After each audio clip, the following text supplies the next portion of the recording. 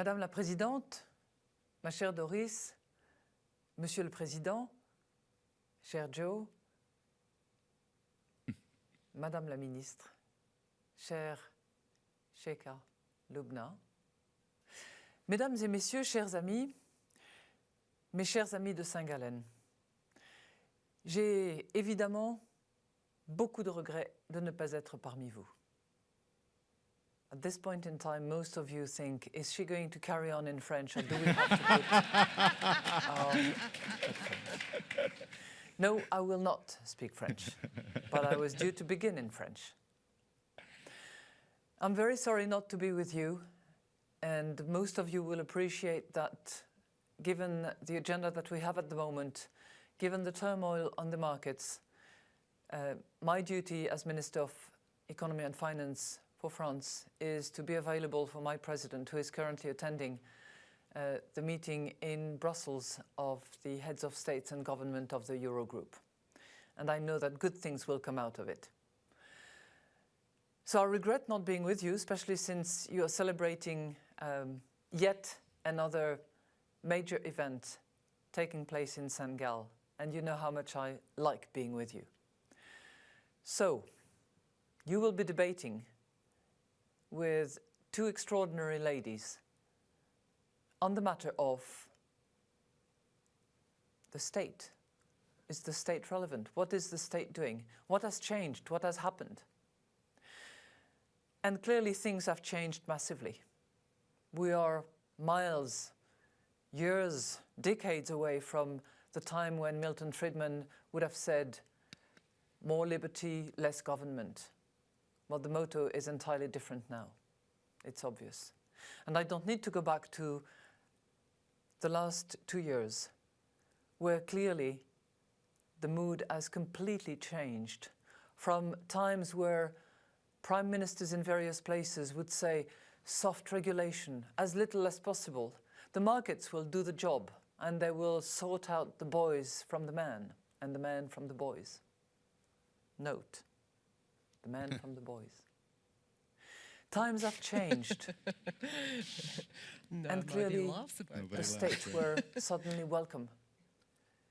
When money withdrew, when the interbanking system collapsed, when financial institutions that everybody thought were untouchable suddenly were on the verge of collapse and about to bring all of us along in the disaster. Times have changed. And the states were called upon to re-inject liquidity, to encourage companies to invest, to substitute companies and to substitute banks. And suddenly treasury departments were becoming lenders of last resort, were becoming investors of last resorts. And in a matter of weeks, when everybody thought that states were slow, in a matter of weeks we had to set up companies, we had to reinvent, we had to reorganize, we had to substitute in the main, and we had to obtain extraordinary powers from our respective governments to just change the course of things, re-establish a bit of confidence that had been completely destroyed as a result of what? Lack of regulation, excess of greeds, excess of liquidity, excess of sophistication, excess in the main had caused havoc. So states were welcomed. And I will leave it to the pundits to decide whether it was neo-Colbertism or the change of an era of capitalism that is now morphing into something different that needs to be reinvented. At the time, we didn't have much choice. We just had to reinvent and substitute. And we had to transgress along the way. And that was the emergency measures that we had to take. But they were not structural measures that we need to take. Now, was the state enough at the time? It certainly was available, and there was nothing else. Now, are the states going to be empowered to do what it takes to restructure and to reorganize and to bring about this new regulation that will be better regulation as opposed to just more regulation, because we all felt guilty for not having provided the right regulation and for not having enforced it and for not having been vigilant enough. Clearly the process is ongoing, and I can tell you, for participating in the G20 discussions, both at finance ministers level and at head of states level as a substitute, clearly, and as an advisor to my president, I can tell you that a lot has been done in the last 18 months. But a lot more needs to be done. And there is very often that sentiment of frustration that not much has been achieved. Look at what the markets are doing. Not much has been achieved because it's a long and tedious process to bring everybody around the table, to make sure that there is consensus, that there is agreement, that everybody is going to move along, sometimes forgetting about their own vested interest and their respective competitive advantage on the market. It's tough.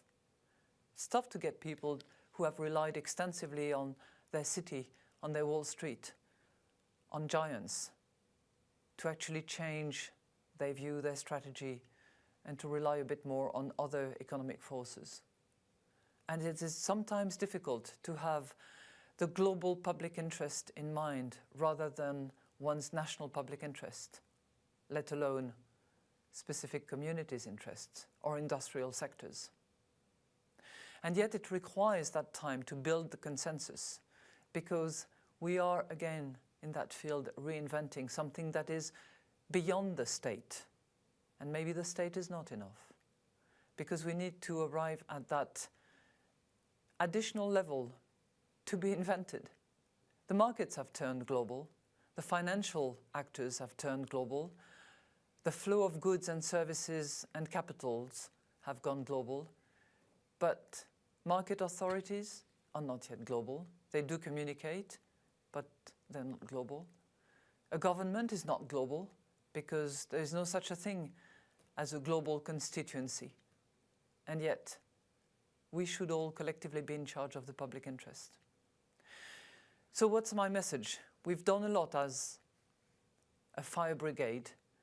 We are working very hard at becoming decent architects that are trying to provide the appropriate level of regulations, the good level of regulation, the appropriate level of enforcers around the world, and the adequate system that will enable players to rein their natural instincts that sometimes go very much against the public interest. And I'd like to finish with a note that I'm sure Sheikha Lubna and Doris will understand. I've often wondered whether we would have had a Lehman Brothers if we had had Lehman Sisters. And I often wonder whether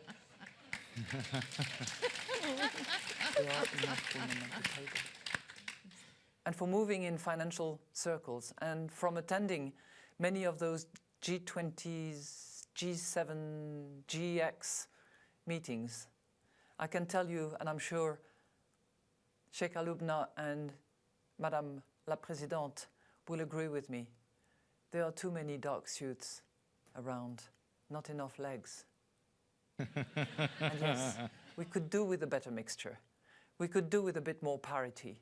Not to say that one is superior to the other, but simply to reflect the diversity of our world, the diversity of our populations, and to make sure that all talents are brought to the table, to make sure that we devise the right rules that will take into account the various skills, qualities, and aspirations of the different populations. I would like to finish with a quote. Two quotes, actually.